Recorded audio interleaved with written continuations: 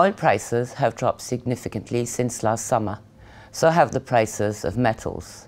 Duncan Letchford, Chief Executive Officer at Galena Asset Management, is joining us to discuss investment opportunities.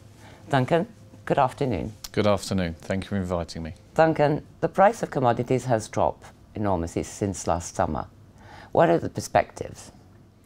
Well, I think let's look at commodities twofold. First, in terms of oil prices, you've seen a pretty unparalleled situation whereby new technology, particularly in the terms of shale technology out of the US and other natures, has lowered input prices or lowered prices effectively for where producers can continue to produce. So in other words, you have a scenario where long-term producers in the Middle East and, shall we say, a former Soviet Union will continue to pump oil to create sort of continued credits or monetary opportunities that they see in their part of the world. But you have a scenario where oil producers in the US, which you can see is becoming an ever-increasing influence, which means there is an oversupply. That is a situation that we haven't seen for many years. Having said that, demand still grows at a pretty exponential rate, and obviously global demand today is at the highest point, give or take, in history. And what about China's demand?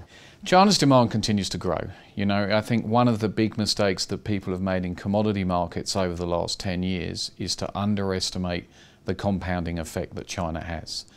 Yes, we are probably gone past the days of 8, 9, 10% GDP growth, and probably you're going to see a lower normalised rate towards probably in the region of 5 to 6% on a forward-looking basis. But their consumption rate will grow. The difference today in China's consumption demand is that it's going to move from very much a fixed asset investment-led scenario to more a consumption-led economy, which changes the dynamic of its demand, particularly as regards individual products with more reference to the metal space. And how does one invest in this environment? Not that easily, to be honest with you. You know, you can have certain exposure, obviously, to well-known mining stocks, etc., which you know allows that any person on the street can do. But I think as a qualified investor, I think there are certain products that you can have exposure to either through hedge funds such as ourselves or through ETF-led products, which has become a big explosion in the market, which allows, again, qualified investors to have exposure to commodity markets. One of those examples, and thank you for putting the chart up on the screen, one of the very interesting things I see as a development, ongoing development in commodity markets forward, is that there is a move certainly to make the world greener. You can see it in China from high CV bans in coal. You can see it recently, particularly in France, with comments from diesel-led outputs in autos. One of these things that you can see here with regards to platinum and palladium, which is a very unknown market, I would think, to the general consumer, but every day people drive cars. You know, global auto demand is back up, give or take, at record highs, but it's where that demand dynamic changes. So in the US and China, for argument's sake, we have very much petrol-driven cars.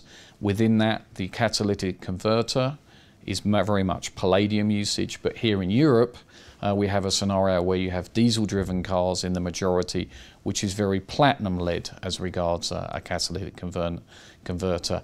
As I said, there has been some talk, particularly from the European Union, about exhaust emissions, and I believe on a long-term basis that you will see more petrol-driven cars influenced as against diesel-driven cars.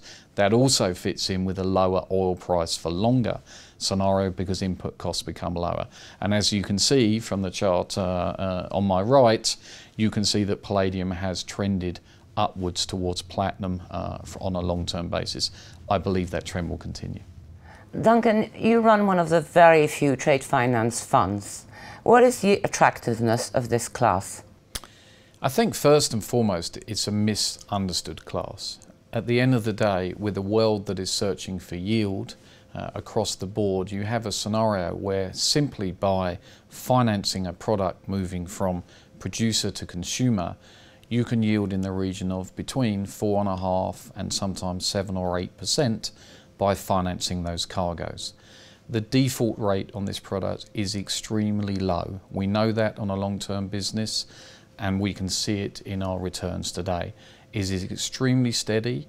The duration of the trade is extremely low compared to other bond or other credit-related products, and therefore it has a very interesting dynamic as regards an investable security today. And it has very low volatility. Extremely low volatility compared to other products in its class. You tend to not get a scenario where you have outside influences, and literally when you're financing a cargo of oil from A to B, there is very, very little risk today in that financing capability. You also invest in, it's a private equity product, and you invest in mining companies. What drives this kind of investment? Twofold, I would say. You know, mining can be a difficult business for people, no doubt. The ability for us as a company to be, to a certain extent, counter-cyclical. And what I mean by that is that, generally speaking, we will have the ability to invest at, we would term, towards the bottom end of the cycle, or to divest at the top of the cycle, in our opinion. But we're always going to be looking for two things. One is the forward prognosis of the individual commodity. In other words, it is something that we like on a long-term basis, and private equity model obviously lends itself to that.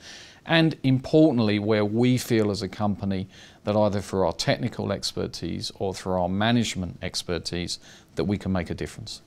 So you're active investors?